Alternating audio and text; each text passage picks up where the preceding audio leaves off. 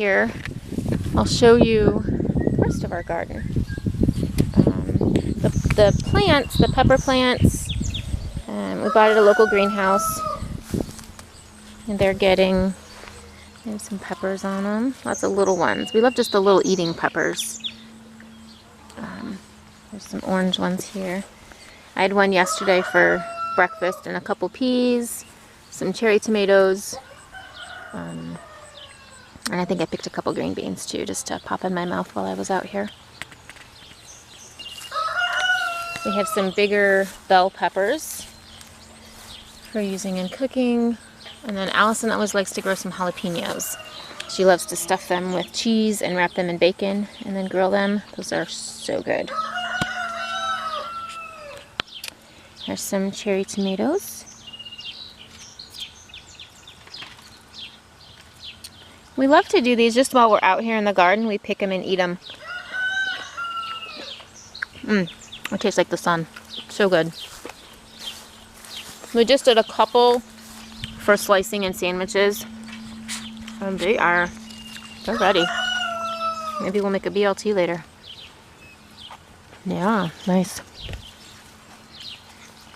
Everything's so happy that we got some rain. I'm not a big waterer, so kind of whatever God gets them, they get to grow with that.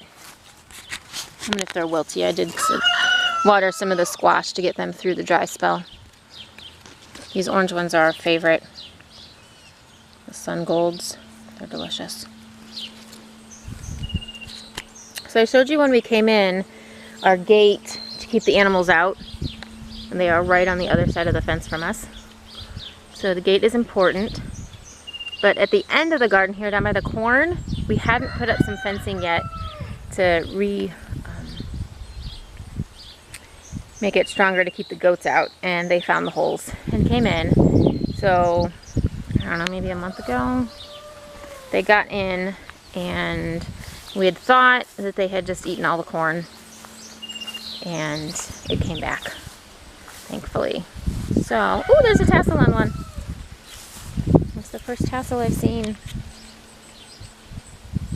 So we should have corn to eat not too long.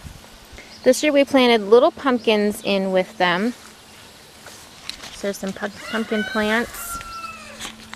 There's some orange blossoms down there of the pumpkin plants. There'll be little table pumpkins just for decoration for fall. And we planted peas in and amongst the corn, so the peas can climb up the corn. There's some peas climbing up the corn along with the pumpkin. And the peas like it because they don't like a lot of direct sunlight. They're a cold climate vegetable. They don't like a lot of sun, a lot of heat. So they kind of like the shade from the corn. I can't pull this off and hold the camera at the same time. But there's some peas. So when the goats broke through the fence, they also ate our Brussels sprouts.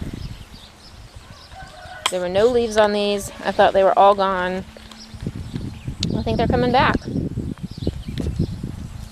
I had bought some new broccoli and kind of stuck some in and amongst them. Worried that we wouldn't have any, but now I think everything made it. There's some eggplant. Some of those are ready. There's one in there. Eggplant. Emily loves to roast those, and the blossoms are so pretty. Pretty purple and yellow. I was looking at the broccoli the other day. Once things get going, you almost have to come out here every day to check on things. Things just start to appear, and you're like, where did that come from? But there is a broccoli head coming out of that one. So we'll have broccoli soon. The cucumbers did not fare through the hot, dry weather well. They are about done. Some of the vines are coming through. They almost like to be surrounded by the weeds, so they're kind of sheltered. Same with the yellow squash. Some of them think they're done.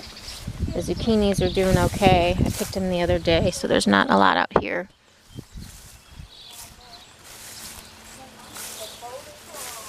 Yellow squash is done. That one too. We have cantaloupe and watermelon mounds. Or maybe they're honeydew, the green ones. And the watermelon mound covered with grass. I like to protect these with weeds to keep the chickens out of here, because they can fit through some of the fence holes. If they come in here and see a watermelon, they'll eat it before we do. So tall grass and weeds kind of protect them so that we actually get some. I'm crunching on tomatoes as we walk through. They're so good. So this was our parsnip bed. There's Tinkerbell. I think I'm going to put some potatoes in the ground here because it's already mounded up. I'll just stick some in there. Peas. Here we have some zinnias. They're ready to cut and bring in the house.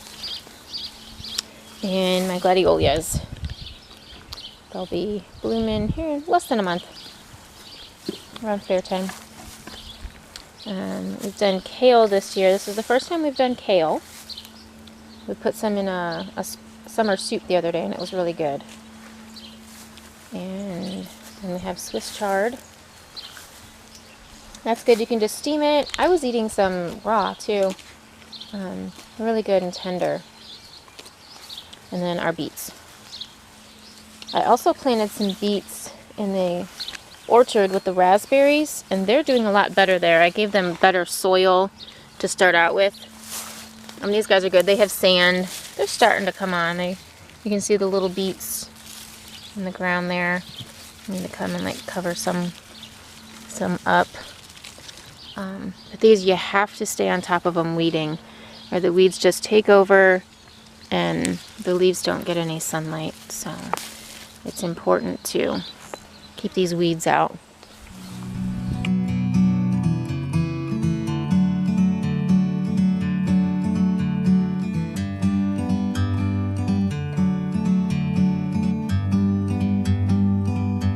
Like a bird on a tree, I'm just sitting here. I got time. It's clear to see. That's our video of the garden today. I'm excited about the tomatoes and the green beans. Thanks for watching. Like, subscribe, ring the bell so that you can get our notifications when we post new things. I'll show some pictures of if we have some when we first planted the garden, how neat it was.